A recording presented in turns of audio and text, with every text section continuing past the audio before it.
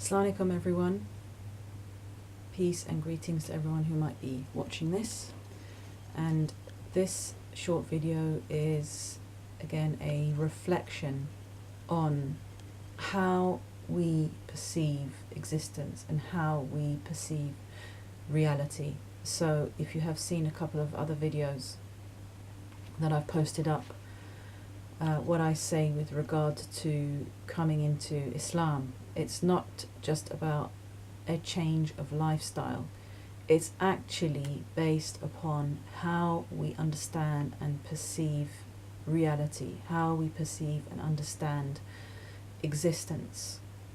I did my doctorate at the School of Oriental and African Studies, University of London. I obtained it in 2006.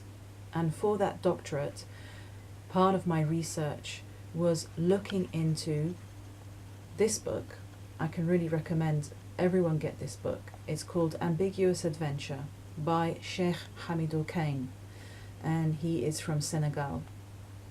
It was written in the early 1950s and eventually published in the 1960s. It's a short book, so it won't take a lot of your time, but it's a brilliant summing up of the secular and esoteric worldviews and how they play off against each other. Part of what I was saying with regard to this book when I wrote on it for my doctorate is that this book is about esoteric knowledge. It's about perceiving beyond what we see as surface reality, and it's about being connected to what lies beyond the surface of reality. It's set in Senegal during the colonial period when the French were occupying West Africa, parts of West Africa, and setting up what were called white schools. That's what local people called them, white schools, where the eldest sons of the most educated families would be taken and trained so that they could become part of the colonial machinery. And this took place, this method of colonialism took place all over the world.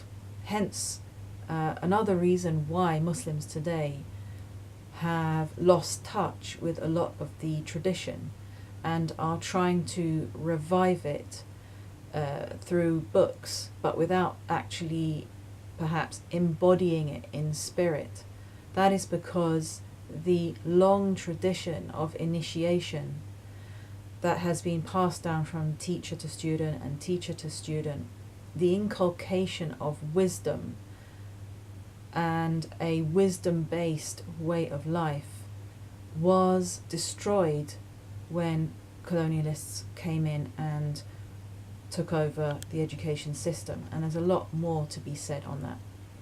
Why I could relate to this book is because I feel that what has happened to the youth that have grown up under a colonial system in Southern Hemisphere countries is what has happened to Western youth much earlier on. I would argue that the minds of Western youth were colonized much earlier on by their own governments and by their own monarchies, who then proceeded to set out around the world, utilizing this army of youth who had already had their minds colonized and utilizing them again as part of the colonial machinery. So this book, I can actually identify with the hero of this book, who is called Samba Diallo. And Samba, the word Samba means someone who can perceive the spiritual realms. So it's the hero of the book is called Samba Diallo, and he's a young boy who is being trained under a teacher in the traditional way, who has a very deep apprehension of his being, what his being is, and how it connects to the being of the rest of this universe and beyond. And he's forced to leave his teacher in order to attend the white school, because, in a sense, what has happened with the colonialists when they're presenting this education system, they are, in a sense, limiting the choices that people have in terms of how they wish to be, in terms of their way of being. What I mean by that is that the colonial system was so inexorably enforced upon Southern Hemisphere countries that, in a sense, those of the Southern Hemisphere countries didn't really have a choice. They had to attend this colonial education system, and they had to have their minds inculcated with a certain way of thinking. And we see that today around the world. Nothing has changed. So I can recommend again this book, Ambiguous Adventure by Cheikh Hamidou Kane. It's in French. It's also been translated into English. And chapter 7 is a very interesting dialogue between Samba Diallo's father, who is called the Knight, and Paul Lacroix, who is like a local administrator. And they actually have a kind of discussion on the perception of reality. And there are some interesting statements in here. So I will just read through it a little. So we're coming to the end, and the sun is setting. So he says, on the horizon it seemed as if the earth were poised on the edge of an abyss. Above the abyss the sun was suspended dangerously. The liquid silver of its heat had been reabsorbed, without any loss of its light splendour. Only the air was tinted with red, and under this illumination the little town seemed suddenly to belong to a strange planet. Behind his closed window, Paul Lacroix stood waiting. Waiting for what? The whole town was waiting too, in the same dismayed expectation. The man's gaze wandered over the sky, where long lines of red rays were joining the sun, dying at a zenith invaded by the invidious shade. They are right, he thought. I really believe that this is the moment. The world is about to come to an end. The moment is fragile. It may break. Then time will be blocked off. No. Paul Lacroix stopped short of articulating this no. With a brusque gesture, he pulled the green curtain that hung above the window down over the reddened glass. The office took on the appearance of a bluish-green aquarium. Paul Lacroix made his way slowly back to his chair. At his desk, Samba Diallo's father had remained motionless, as if indifferent to the cosmic drama being played outside. His white boubou had turned to violet, its broad folds helped by their immobility to give him the appearance of a figure of stone. Jean is right, Lacroix thought. He has the air of a knight of the Middle Ages. He turned and spoke to him. Does this twilight not trouble you? Myself, I'm upset by it. At this moment it seems to me that we are closer to the end of the world than we are to nightfall. The knight smiled. Reassure yourself. I predict for you a peaceful night. You do not believe in the end of the world? On the contrary, I even hope for it, firmly. That's just what I was thinking. Here, everyone believes in the end of the world. From the most simple-minded peasant to the man of great cultivation. Why? I've been asking myself, and only today, with this twilight, I've begun to understand. The knight looked attentively at Paul. Let me ask you a question in my turn. You truly do not believe in the end of the world? No, obviously.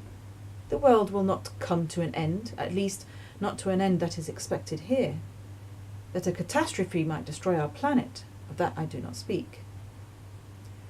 Our most simple-minded peasant does not believe in such an end as that, episodic and accidental. His universe does not admit of accident.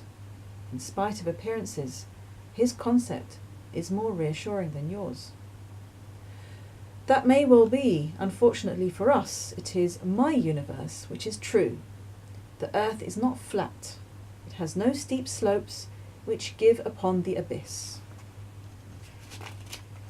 The sun is not a candelabrum set upon a blue porcelain dais. The universe which science has revealed to the West is less immediately human, but confess that it is more solid. The knight says, "Your science has revealed to you a round and perfect world in infinite movement," said the knight. "It has reconquered that world from chaos. But I believe that in doing so, it has laid you open to despair." "Not at all. It has liberated us from fears, childish and absurd fears." "Absurd? What is absurd is the world which does not end. When we will know the truth, all the truth. As for us, we still believe in the coming of the truth.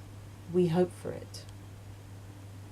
Then that is it, Paul Lacroix thought.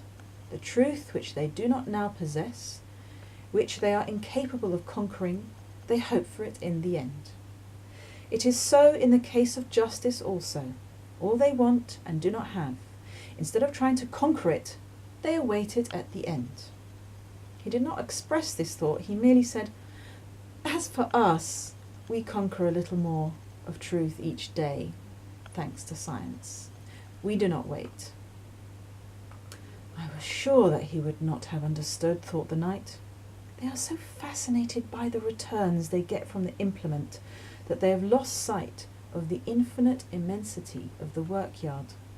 They do not see that the truth which they discover each day is each day more contracted. A little truth each day, to be sure, that must be, that is necessary. But the truth? To have this, one must renounce that. Like Paul Lacroix, he did not express this thought aloud. He said instead, "I believe that you understand very well what I want to say to you. I do not contest the quality of the truth which science discloses, but it is a partial truth, and in so far as there will be a future, all truth will be partial. Truth takes place at the end of history, but I see that we are getting out on the deceptive road of metaphysics." So this is just a couple of pages, and I hope to continue with a few pages from this book for us to reflect on. There's some very good dialogues in here. As you have just heard, there's a short discussion on our idea of conquering the truth and knowing the truth.